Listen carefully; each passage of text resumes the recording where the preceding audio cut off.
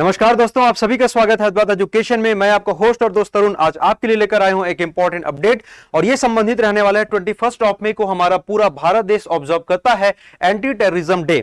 यह जो डे है, यह जो दिवस है, हम क्यों मनाते हैं, किस लिए इसको मनाया जाता है, किनकी याद में इसको मनाया जाता है, इसके बारे में हम चर्चा करेंगे। जैसे कि आप यहां पर देख सकते हैं, जब देश ने खोया अपना प्रधानमंत्री, तो आई थिंक बहुत सारे बच्चों को पता होगा, भारत के जो प्रधानमंत्री हुआ करते थे स्वर्गीय श्री राजीव गांधी जी, उनकी हत्या कर दी गई थी आज ही के दिन 21 मई 1991 को तमिलनाडु के पेरंबूर में प्रचार के दौरान, चुनाव प्रचार के दौरान उनकी जो है हत्या कर दी गई थी। यानी कि एक मानव जो बम है उनके द्वारा उनको उड़ा दिया गया था। तो उसको हम भुलाने के लिए, या फिर बोल सकते हैं कि दुनिया में जो आतंकवादी जो घटनाएं हो रही हैं, भारत में जो आतंकवादी गतिविधियां हो रही है, उन चीजों से छुटकारा पाने के लिए हम इस दिवस को जो है वो ऑब्जर्व करते हैं। तो आइए हम चर्चा करेंगे कि ऐसा क्या कारण था, वो क्या कारण थे जिसके कारण उनकी हत्या कर दी गई। आखिर उन्होंने ऐसा क्या कर दिया था जिसके कारण आतंकवादियों को, या फिर बोल सकते हो विशेष समूह जिसको हम LTTE के नाम से जानते हैं, इन्होंने इनकी हत्या कर दी। शुरुआत जो होती है, बेसिकली हम बातें करेंगे तो सबसे पहले आप लोगों को कुछ चीजें समझनी आवश्यक है। यहां पर जो LTTE है वो यहां पर श्रीलंका का एक क्षेत्र है जिसको हम लोग बोलते हैं जाफना, है ना। इसको जाना जाता है जाफना के नाम से, राइट। अब ये जो जाफना क्षेत्र है, यहां पर बहुत सारे हमारे तमिलियन भाई बंधु लोग यहां पर निवास करते थे। अब आप प्रश्न पूछेंगे, सर तमिलियन लोग यहां पर क्यों निवास करते थे, तमिलियन लोग वहां पर क्यों रहते हैं? अभी भी बहुत सारे तमिलियन आपको देखने को मिलेंगे। यदि आप ज्योग्राफी पढ़ेंगे तो ध्यान से देखिए मेरे बच्चों, आपको एक चीज यहां पे नजर आएगा, है ना। आप लैटिट्यूड वाली जो लाइंस खींचते हैं तो कन्याकुमारी यहां पे है, और इसी को यदि हम थोड़ा सा आगे बढ़ा दें तो आप यहां से गौर से देखिएगा, श्रीलंका के लगभग 1/3 हिस्से या ऊपर चला जाता है।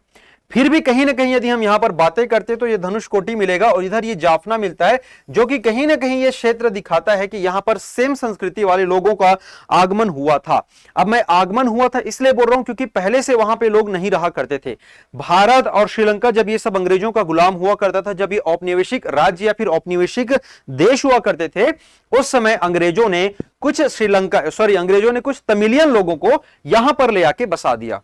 क्योंकि ये चीजें हमेशा हुआ करती थी। कई बार आपने देखा होगा अंडमान निकोबार में, कई बार आपने देखा होगा लक्षद्वीप में, बहुत सारे जो मलयालम लोग थे उन लोग रहा करते हैं। तो ये इनका काम होता था, जब इनको आवश्यकता पड़ती थी, जब इनको नीड पड़ती थी, तो लोगों को एक जगह से दूसरे जगह इन लोग ट्रांसफर किया करते थे अपने सहूलियत के हिसाब से। हमने West Indies and all African देशों के बारे में भी पहले पढ़ रखा है।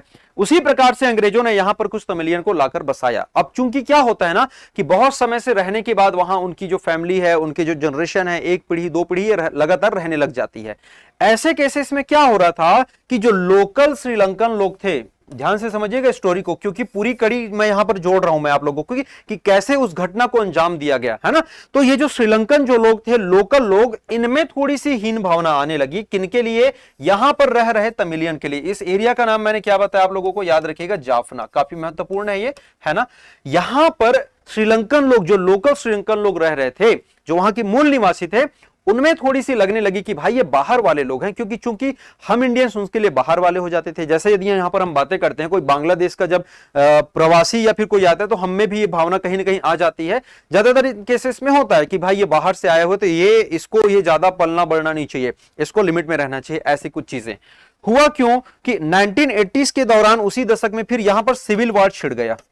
अब कड़ी को समझते चलिएगा वन बाय वन। सबसे पहले मैंने बताया आप लोगों को कि कुछ जो तमिलियन है उनको यहां पर बसाया गया, और अभी भी बहुत सारे तमिलियन वहां पर रहते हैं, और समय समय पर आपने देखा होगा कि उन लोग लगातार विद्रोह जो प्रदर्शन है वो करते रहते हैं।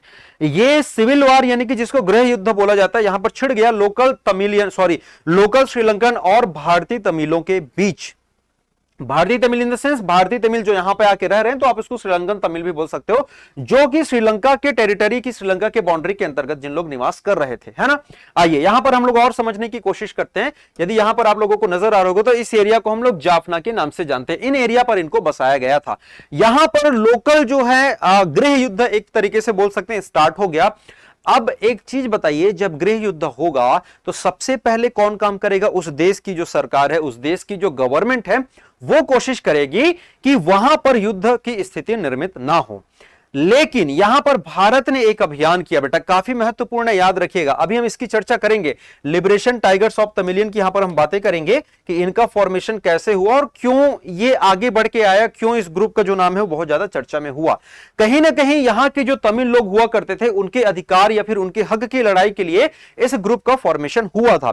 इसको हम आतंकवादी ग्रुप नहीं बोलेंगे, क्योंकि जनरली कई बार क्या होता है ना, जब आप साइड कर दिए जाते हो, जब आप किनारे कर दिए जाते हो, तो आपको अपने हक के लिए आगे आना पड़ता है।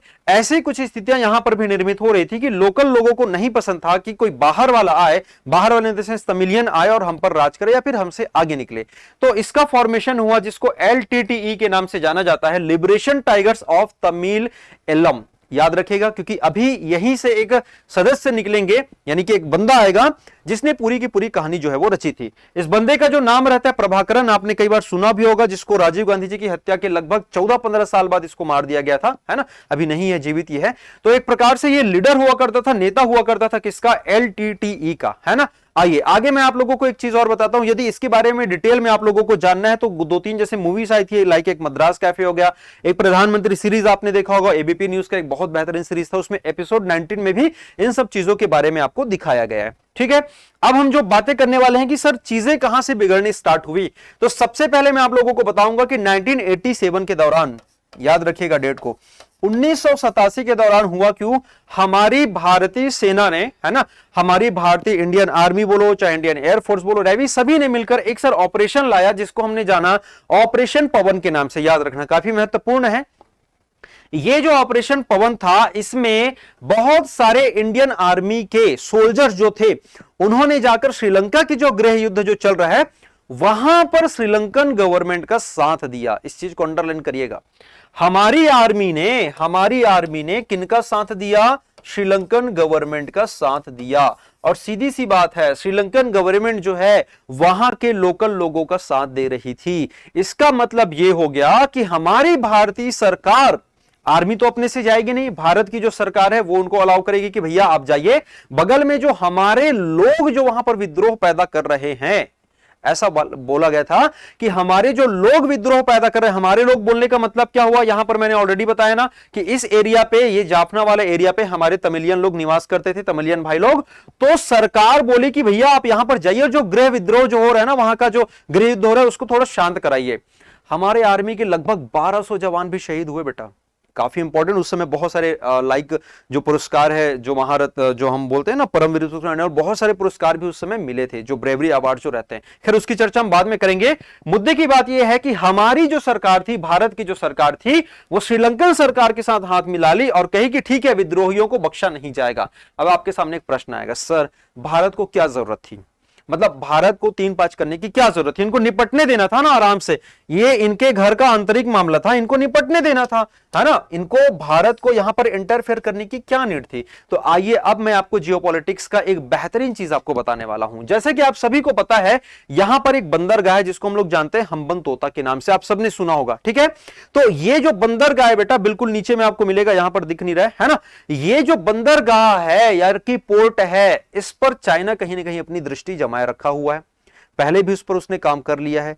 और चाइना चाहेगा कि यदि श्रीलंका और इंडिया के बीच दुश्मनी हो जाए, आप समझना, इंडियन जो तमिल से यहां पे आए, इनके कारण विद्रोह हुआ, श्रीलंका की सरकार सीधा सीधा दोषारोपण क्या करेगी कि भाई ये तुम्हारे लोग हैं, तुम लोगों के कारण हमारे देश में ये नुकसान हो रहा है। चाइना बिल्कुल देर नहीं करता उसको भड़काने के लिए कि हां ये इंडियंस के कारण ही हो रहा है करके, और ऐसी स्थिति हो सकती थी कि श्रीलंका हमारा दुश्मन बन सकता था, अनजाने में श्रीलंका हमारा दुश्मन बन सकता था यदि हम श्रीलंका गवर्नमेंट का साथ ना देते तो।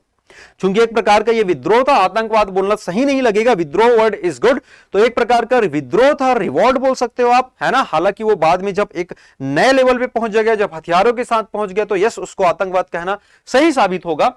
अभी तक ये विद्रोह के रूप में था, लेकिन ये काफी भयंकर रूप ले चुका था, क्योंकि आपस में बहुत सारे लोग मर रहे थे, आर्मी के जवान शहीद हो रहे थे, हमारे साइड से भी उनके साइड से भी, तो ये चीजें लगातार चल रही थी। 1987 के आते आते जब ये ऑपरेशन स्टार्ट किया गया, तो बहुत सारे लोगों ने, जो तमिलियन लोग थे वहां के, हमारे इंडियंस तमिल की मैं बातें कर रहा हूं, like DMK, AIDMK and all, जितने भी पार्टियां थी, सब उन्होंने विद्रोह, मतलब सब उन्होंने विरोध किया कि भाई आप अपने लोगों को कैसे ये कर रहे हो, मतलब अपने लोगों के खिलाफ क्यों जा रहे हो करके। उनकी दूरदृष्टि ये नहीं थी कि यदि हम श्रीलंका के खिलाफ जाते तो हम बहुत ही बाद में आने वाले अभी 20-25 वर्षों में हम बहुत ही डेंजरस स्थिति में आ चुके होते। तो उस समय जो भी किया गया दूरदृष्टि आगे के सोच के किया गया, लेकिन इसका खामियाजा इनको कैसे भुगतना पड़ा मैं आपको बताता हूं। बहरहाल 1987 में जब ये कहानी शुरुआत हुई थी, यानी कि ये जो ऑपरेशन स्टार्ट हुआ था वो 1990 के आते आते, यानी कि 1990 के आते आते पूरी तरीके से खत्म हो गया। तब तक सरकारें भी चेंज हो चुकी थी, वीपी सिंह की सरकार आ चुकी थी, आप सभी को कालक्रम याद रखना होगा। अब फिर से 91 में चुनाव होने थे।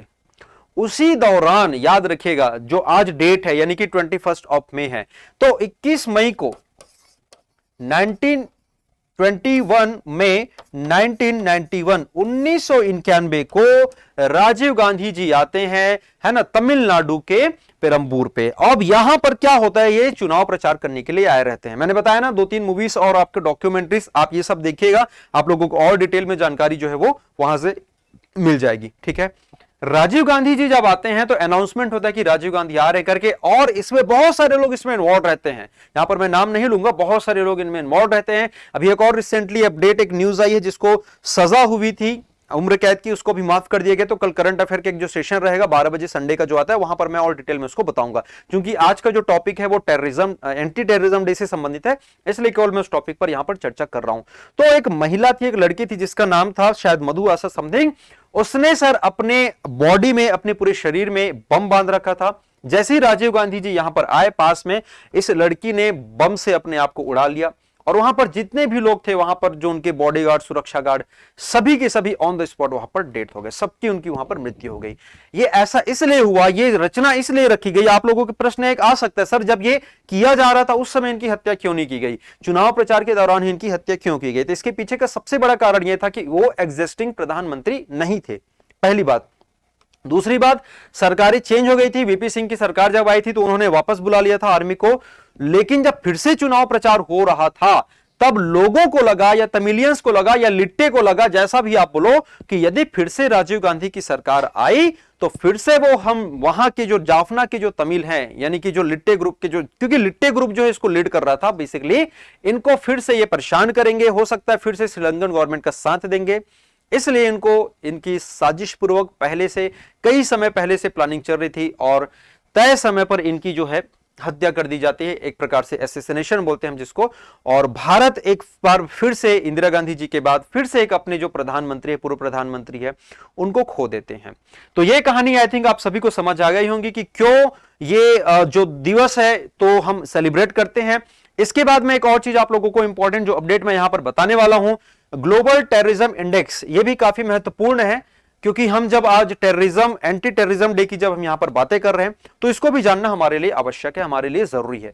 कौन सी संस्था जो है इसको जारी करती है, कभी कभी आप लोगों को पूछा जाएगा, तो याद जरूर रखेंगे। उस संस्था का नाम है द ग्लोबल टेररिज्म इंडेक्स, है ना, सॉरी, संस्था का नाम है institute for economics and peace, याद रखना, institute for the economics and peace, ये जारी करती है सर जीटीआई, यानी कि ग्लोबल टेररिज्म इंडेक्स। यदि मैं बातें करता हूं 2022 का, 2022 का जो इंडेक्स जो अभी है फिलहाल, जिसमें इंडिया के स्थान की यदि हम बातें करें तो काफी निराशाजनक है ना, हालांकि डबल डिजिट में है, लेकिन हम 12वें स्थान पर हैं। सोचिए 12वें कैसे, जो सबसे मतलब डेंजरस में से 12वें, सबसे खतरनाक जो अफगानिस्तान है, उसके बाद इराक, सोमालिया, ऐसे आप देख सकते हो, पाकिस्तान, उसके बाद कैमरून के बाद जो हम इंडिया है वो काफी खतरनाक स्थान पर, और 2 स्थान हम लोग और ऊपर चढ़े हैं। मतलब पहले कभी 14 थे, अभी 12वें स्थान पर आ चुके। मतलब कहीं ना कहीं आतंकवादी जो घटनाएं हैं वो उसमें वृद्धि हो रही है, कुछ जगह कमी हुई है, लेकिन आपका, हमारा, हम सभी का कर्तव्य है कि किसी भी प्रकार के धार्मिक उन्माद में ना रहें, किसी भी प्रकार की आतंकी गतिविधियों का समर्थन ना करें। यदि ऐसा कुछ होता है तो देश की अखंडता के लिए घातक है, देश की सुरक्षा के लिए घातक है, और इसमें जो प्राण जो गंवाने वाले जो लोग रहते हैं वो आम नागरिक हो सकते हैं, बड़े बड़े लेवल के मिनिस्टर हो सकते हैं, कोई भी हो सकता है, सबके अपने परिवार रहती है, सबकी अपनी फैमिली रहती है। तो हम ऐसा उम्मीद करते हैं कि आज के बाद से हम इन सब चीजों को प्रश्रय नहीं देंगे। जैसे भी इन सब चीजें हमको देखने को मिलेगी तो बिल्कुल हम उसका बहिष्कार करेंगे और शांतिमय तरीके से हम जीने की कोशिश करेंगे। तो उम्मीद करता हूं कि आज का यह जो सेशन है, आज का यह जो लेक्चर आप सभी को पसंद आया होगा। ऐसे ही और किसी इंपॉर्टेंट अपडेट के लिए बने रहिए अद्वैत एजुकेशन के संग। मिलेंगे हम और किसी इंपॉर्टेंट अपडेट के साथ। तब तक बने रहिए आप अद्वैत एजुकेशन के संग। Thank you so much, take care, bye bye, good night, जय हिंद।